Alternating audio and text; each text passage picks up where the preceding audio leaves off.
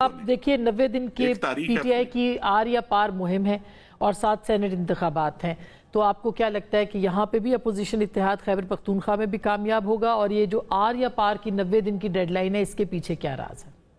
سب سے پہلے تو میں پاکستان کی سیاست کے ایک چہرے حیدر ہوتی صاحب جو سابق وزیر اعلیٰ تھے خیبر پختونخوا کے، ان کا ایک کلپ میری نظروں سے گزرا اور میں ان کی تعریف کرنا چاہوں گا کہ اس سیاست کے ہمارے تعفن زدہ کلچر میں وہ واحد شخصیت تھے جنہوں نے سب سے پہلے کہا کہ یہ جو مخصوص نشستوں کا مال غنیمت ہے یہ ان کی جماعت کو یعنی کہ اے این پی کو قبول نہیں کرنا چاہیے۔ مجھے نہیں علم کہ اے این پی نے واقعی اس کو قبول کیا یا نہیں کیا اور اسی حکمت عملی پہ عمل کیا یا نہیں کیا، لیکن ایٹ لیسٹ حیدر ہوتی اس معاملے میں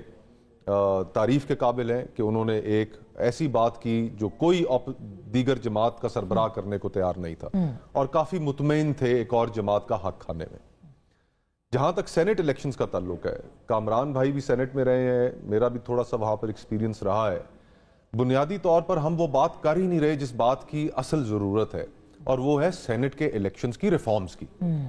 سب سے پہلا جو سینٹ کے اندر الیکشنز کی ریفارمز کی ضرورت ہے وہ یہ ہے کہ آپ الیکشنز کو ڈائریکٹ کریں۔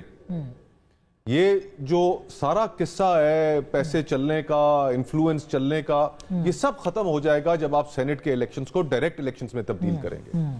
دیکھیے بلوچستان کے معاملات سے بھی یہ بات جڑی ہے، صحیح بات کہ وہاں پر 16 یا 17 سیٹیں ہیں قومی اسمبلی کی جو جماعتوں کے لیے اتنی اہمیت نہیں رکھتی کہ لاہور، کراچی، پشاور، فیصل آباد انہی کی اتنی سیٹیں ہیں، تو وہاں پر 17 سیٹوں میں سے کتنا حصہ مل جانا ہے جو جا کر وقت ضائع کریں۔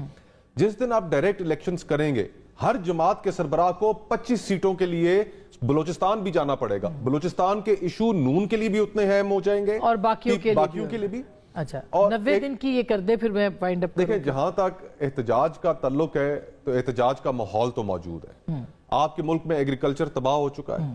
کسان بدحال ہے، سیلریڈ کلاس دے پیئنگ ٹیکسز تھرو دے نوز،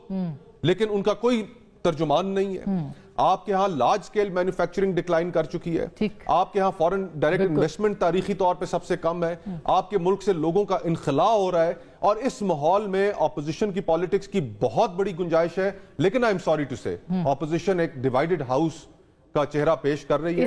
جب تک اپنے انٹرنل گروپنگز، لڑائیاں، ایک دوسرے کے اوپر الزامات اور تحریک انصاف کے اوپر، یہ سب سے بڑی ذمہ داری عائد ہوتی ہے کہ وہ اپنے رینکس کو ٹھیک کریں۔ بالکل، بہت بہت شکریہ۔ اور یہ کی آواز تبھی سامنے آئے گی جب اپوزیشن جماعتیں ان کی آواز کو پہنچا پائیں گی، جس کا اس وقت وجود سامنے نظر نہیں آتا۔ وہ آپس کی لڑائی میں ہی اتنے مصروف ہے، لیکن اس کے ساتھ ساتھ حکومت کو بھی دیکھنا ہے کہ عوام کو کس طرح سے مطمئن کرنا ہے۔